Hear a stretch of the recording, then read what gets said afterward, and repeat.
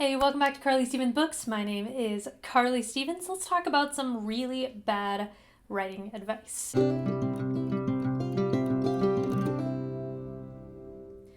Now, there's a ton of advice online for writing fiction, and I tend to really enjoy learning about the different ways that I can improve my craft or what other people are doing. However, there is also some advice out there that it's just not true. It's misinterpreted or it's taken to be this law where it's not actually a law at all. You have to take all advice with a grain of salt and then consider your own methods, your own personality, your own preferences, and kind of go from there. But I hope this is helpful. Okay, so number one is write what you know. Now, this is something that it really bothers me about Little Women. At least it's been a very long time since I've read the book, but the movie at least. You have Jo, who is writing all this really imaginative stuff, and then she is told to, write what you know, write something that's a little bit more down to earth. And she writes something very much like Little Women about her own experiences and the things that she's known firsthand. And she becomes this well-known author. And that's great. Good. Cool. But I think that that's sometimes how people interpret the advice, write what you know. I.e., don't bother writing sci-fi, fantasy, horror. Just stick with stuff that you actually have experienced for yourself.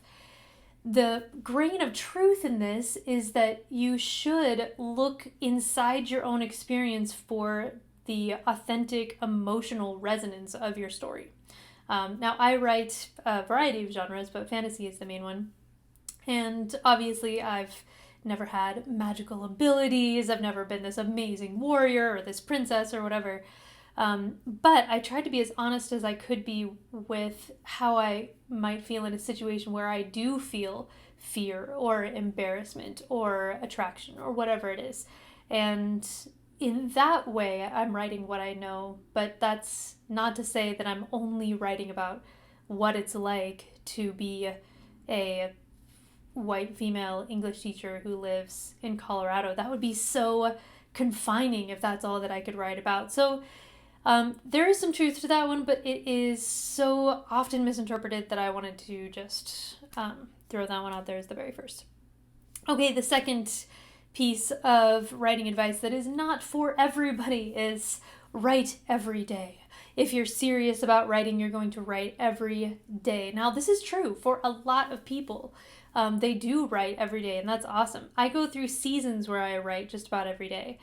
But I find that sometimes people will look at that and go, oh, I'm just not serious enough as a writer or good enough as a writer or motivated enough. Like, there's this guilt that kind of comes along with not writing every day. And honestly, there are a ton of great and successful authors who don't write every day. Now, again, that's not to say that you shouldn't write consistently. If you want to be a writer, then that's something you should do on a regular basis.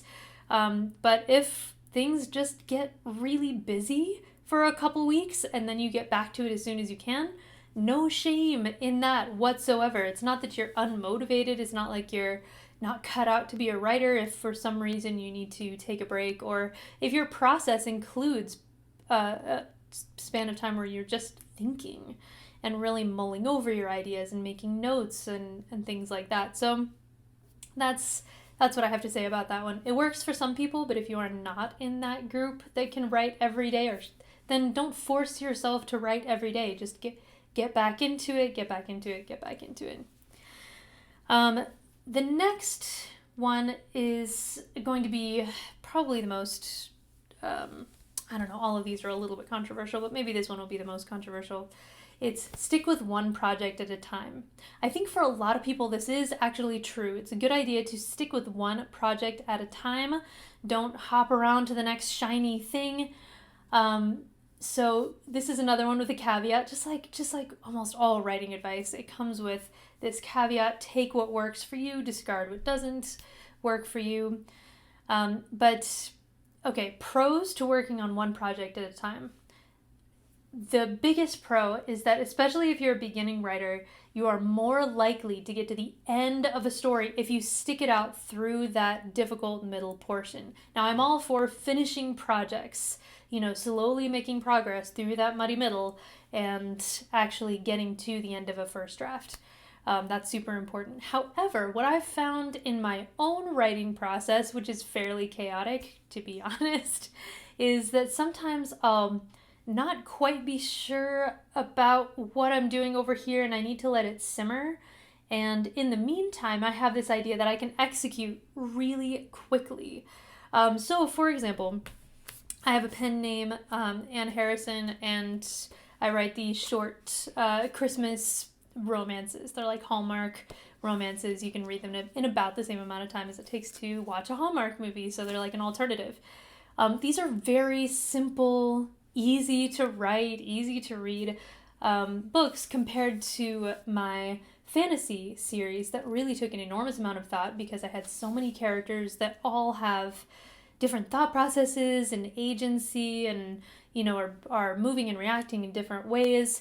Now, these books for me are a lot more fulfilling. They matter more to me in this just soul level. But when I couldn't quite figure out what I was doing there, or I just needed a break from that fantasy, deep thought, then I would hop over, I would write one of these, and it was like this really nice palate cleanser. And because it was something so different, because it was something so comparatively easy, I was able to write, this is 3-in-1, it's my little compilation, but I was able to write one of the stories in here in a very short amount of time. It was like a week and a half or something, which is quite quick for me. So work on finished projects, but if you hop around a little bit between different ones just to continue making progress while you're thinking through some gnarlier problems or something, there's no shame in that. Don't feel bad for not just sticking with one project. But know yourself. Make sure that you're not just chasing after the next shiny thing.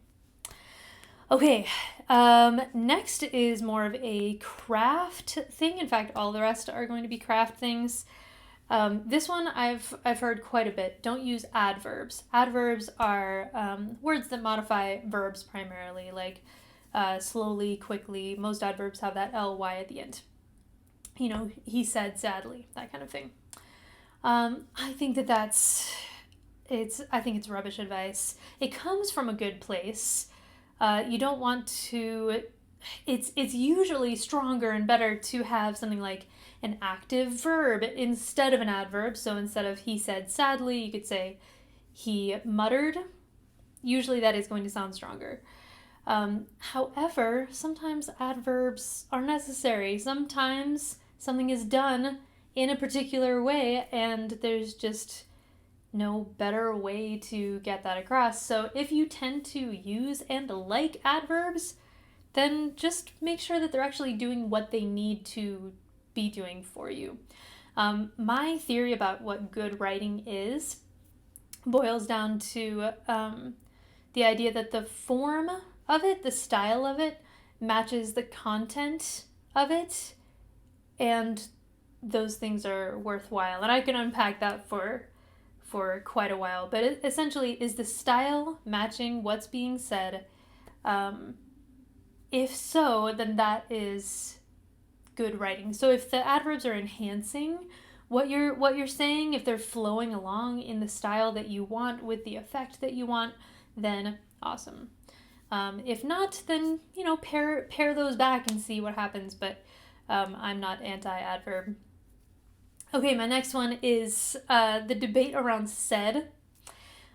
So there's a camp that says for dialogue tags, he said, she exclaimed, etc. Said is really the only one you need. So we have that camp. And then we have the said is dead camp that says the opposite, that you should use anything but said. Most of the attention has gone over here in the past few years, but we do have these two camps. I disagree with both camps, and here's why. The only use said camps, the merit to that is that the word said is a blur word. It's kind of like a or from or the. It's one of those words that your eyes skip over and do not spend any time on. It's like lubricant for your story, so you can just rush ahead without pausing to really think about things. So in that way, said is extremely useful. It is great if you want to get across exactly who's speaking without breaking the rhythm of the dialogue itself. However, if you want to use something like exclaimed, cried, replied, murmured, something like that, then that can often be a great shorthand way of explaining the tone, the expressiveness of that particular line without using adverbs or saying something about the voice or the attitude. It can be effective as well. Overusing these non-said words is going to stand out really quickly and become a little bit distracting. So if you have a whole page where there's a lot of dialogue and nobody says anything, but it's all these other words in the tags, then that's where the eyes will start to go, and then the style is not supporting the content, which is all about that dialogue. So finding a balance, I find, is the best way to go if you need a tag at all. Said will be invisible, and these words will be visible. So just be aware of the uses of both of those, and see what fits your needs. And then finally, you most of the writing advice out there definitely tends toward the very sleek, very simple, very readable style that a lot of bestsellers have these days. The very simple kind of sentence structure and vocabulary. People don't just stop and use descriptions. So the final piece of what I'm going to call bad writing advice is don't stop to describe anything. Don't stop for these beautiful descriptions. The advice, as most advice comes from a good place. There is often you don't want to just stop and get this full description of, if you're Victor Hugo, whale skeletons, or I'm sorry, Herman Melville. Victor Hugo talks about the Paris sewers and different things like that. I'm talking about Les Mis and Moby Dick. Now, so often that is the case. You don't want somebody to look in a mirror and be like, my chestnut brown hair. It's just, it takes people out of the story and slows everything down and doesn't give the reader a desire to turn the page, often. Now, the reason that I'm putting this into the bad advice column is that I don't think that that's always true. I saw an article recently that gave as a good example of no description Ernest Hemingway's short story, Hills Like White Elephants. If I haven't done a video about Hills Like White Elephants on my English Nerd channel, I've definitely thought about it. It is an excellent short story, and it has very, very sparse description, just like all Hemingway has very sparse description. But that supports his whole style, his whole feeling of what he's trying to get across. So I'm going to use some examples here to kind of show you what I mean. So, short and sweet Christmas romances, right? I have pretty simple sentence structure. I have pretty simple vocabulary. I have a lot of those things that are the common wisdom for how to get people to continue reading a book. I do pause for momentarily to talk about Christmassy descriptions, but even those are short and, off we go. Because that is what I'm trying to achieve here. The style is matching the content and the purpose, and off we go.